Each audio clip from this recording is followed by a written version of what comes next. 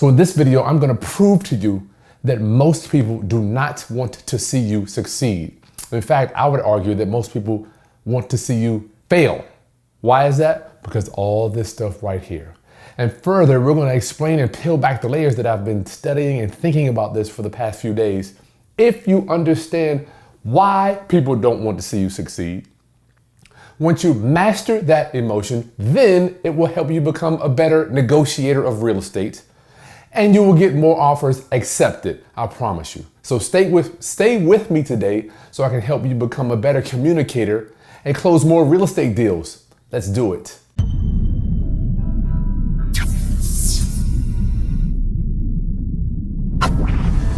Okay, class, it's Kris Haskins with therealestateroundup.com. My mission and ministry is to raise your financial literacy through real estate investing and entrepreneurship. So today's video is going to be a little bit off of the playing field because if you don't know, the generals strategize in air-conditioned offices. They don't necessarily put the game-winning plan together on the battlefield. Sometimes I have to take you off the battlefield to raise your frequencies and your vibrations. Sometimes we have to come away from the houses and the financing and the contractors and the tenants and all the negotiation stuff, just so we can kind of raise the way we're thinking. So today's video is for that. So I'm going to prove to you right now, most people don't want to see you succeed, and you have to master that so you can get out there and be a better business person. I want you to be a better investor, but further, a better overall well-rounded business person, okay? So a few weeks back, I'm on the highway, right? I'm on the right lane because I don't travel in the left lane. I'm a slow driver. I'm always on the right. People going by, boom, boom, boom, boom, boom. I'm coming up to an exit. So I see the exit coming. I'm like, all right, well, whatever. I'm driving. Cars going by. So I see cars getting ready to trying to come on the on-ramp and get on the interstate with us. So I'm trying to gauge, slow down, speed up. So the people with several cars trying to get on, and then there's a few cars over here that are blowing right by me, just blowing. And I've got my signal light on. I'm trying to get over into the passing lane so we can let the new motorists and the new drivers get on the highway to share it with us. I'm like, this is perfectly logical sense for me. Signal light over, get in here, I'll speed up a little bit, and the new people can come on, get from the on-ramp to get on the highway. It's pretty simple. I've got my signal light on. These cars are blowing by. I'm like, I'm speeding up a little bit. I got my signal light on so I can get over.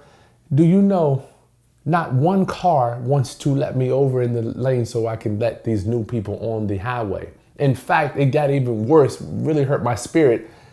I'm trying to, how you kind of edge over to see if the person's going to slow down a little bit to let you over. The guy starts blowing the horn. No, you don't be trying to get in front of me. Let me go first. I'm thinking to myself, why is it that the people don't want to let me get over? That was the first signal. So I had to let everybody go. It was like a jam. I'm slowing down so the guy can get in front. I'm trying to figure out, nobody gonna let me over, so either do I speed up, slow down.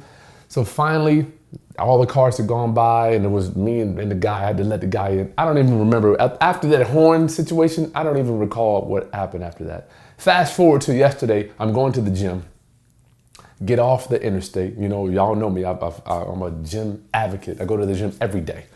So I get off the interstate on the off ramp. Now, particular place where I live, I'm getting off. You have to go over 2 lanes. If you get off the interstate, the first lane is right only. You have to get into the straight lane to go.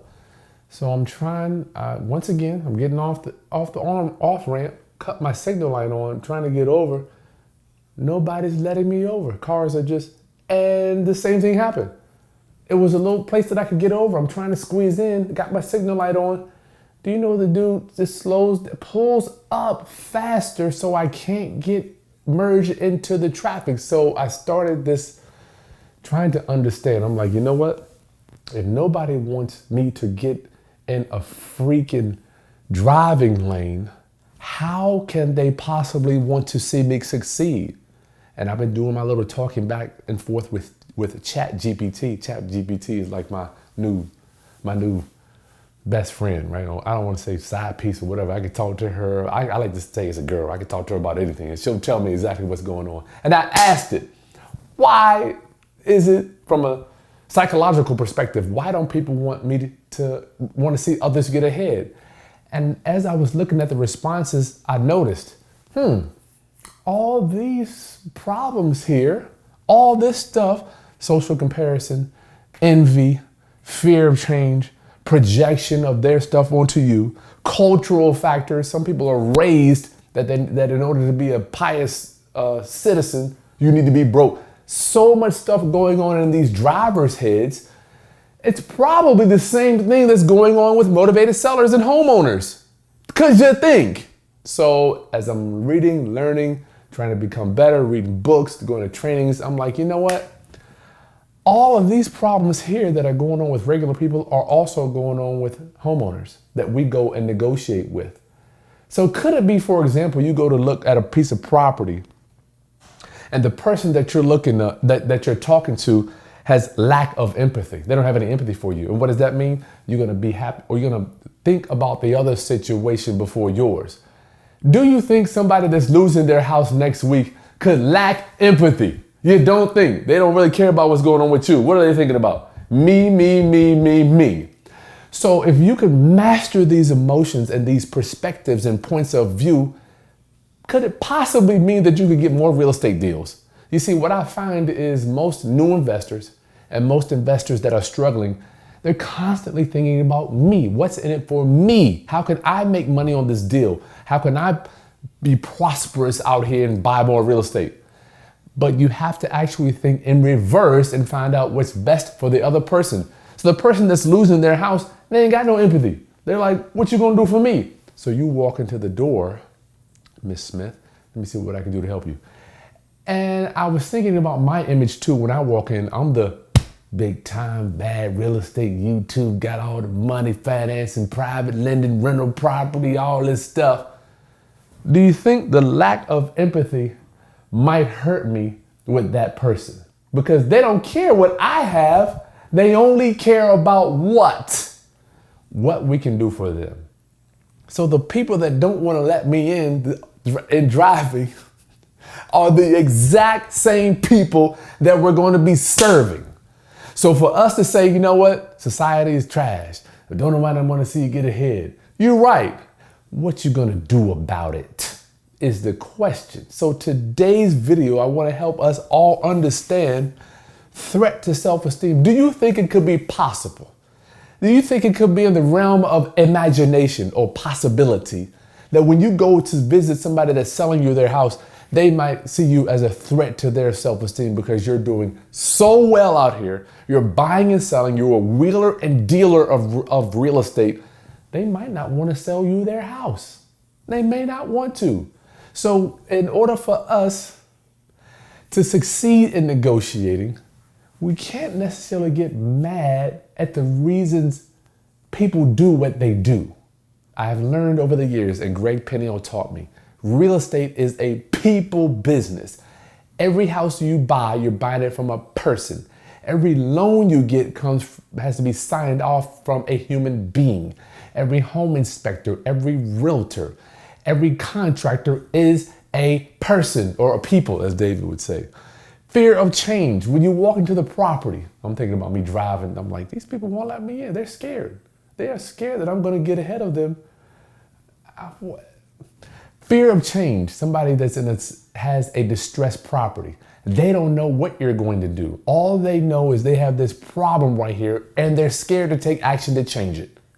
So we have to become consultants when we go to negotiate with these people to make sure we make them feel comfortable. I'm boiling all this down to say, when we learn how to be happy for other people, that's when our lives will explode.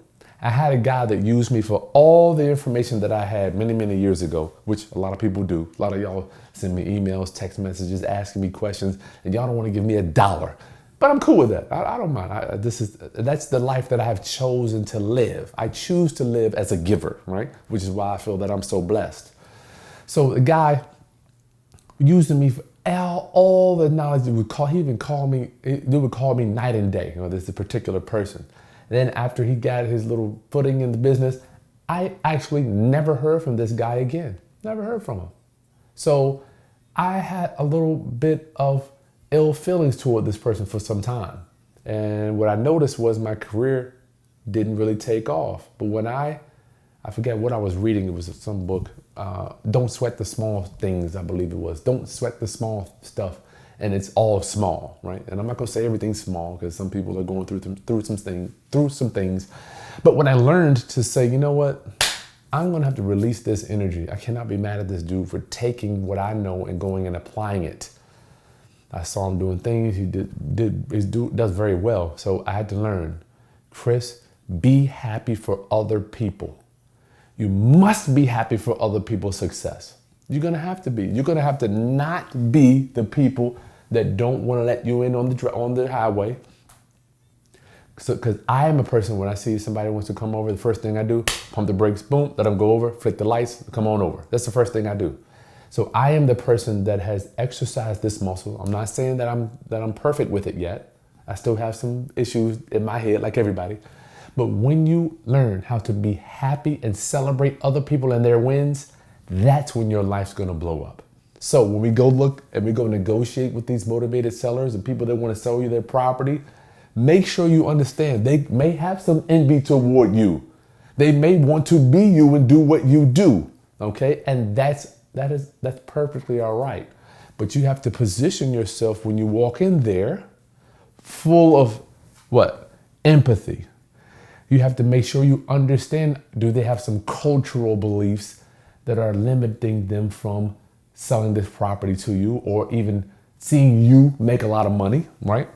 Is there a social comparison going on? Are you a threat to their self-esteem?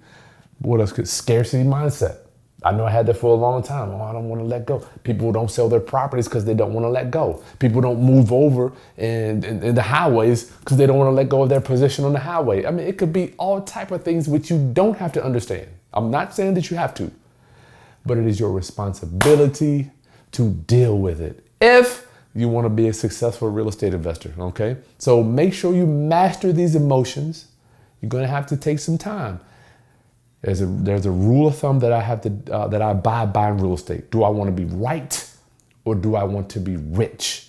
But you can't be both. This is from Dan Kennedy. All right. So take a second, subscribe to the channel, share this with other people that are trying to understand, why don't people want to see me succeed? You gotta get over it.